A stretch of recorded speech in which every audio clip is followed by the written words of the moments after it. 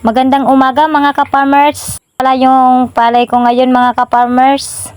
So bali mga 92 days na pala to mga ka-farmers.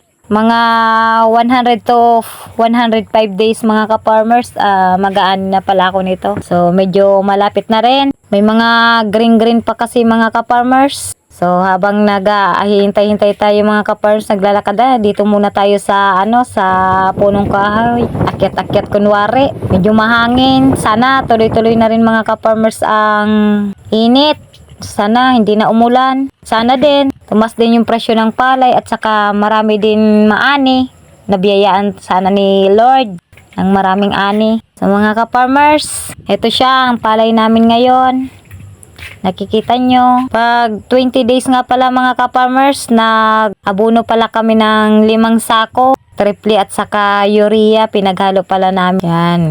Ito mga ka-farmers, kayo na lang tumingin kung marawog ba o maraming butil o konti lang yung ng uhay ng palay namin. So nakikita nyo naman mga ka-farmers, medyo marami naman ang uhay, saka marawog naman yung mga butil. Sana biyayaan ni Lord ng maraming ani. Saka pagdating pala ka-farmers ng 45 days, abono kami ulit ng 5 sako, triple at saka urea ulit, pinaghalo. Yan, nakikita nyo mga ka-farmers, oh. Yang kalawak yung inuuman namin. So, bali, kasama ko dyan sa pag-aasikaso ang aking asawa. So, mga ka-farmers, pagdating pala ng pagyuko, nag-spray pala kami. Tsaka mga ka-farmers, ayan, nakikita nyo yung mga green pa pala. Medyo nahuli-huli yan mga ka-farmers. So, nagdagdag din kami ng abono ulit dyan, ng 20 kilos. Pinaramuyan din namin ulit para dumami pa yung gipi. Saka mga ka-farmers pala, nag-spray din pala kami dyan ng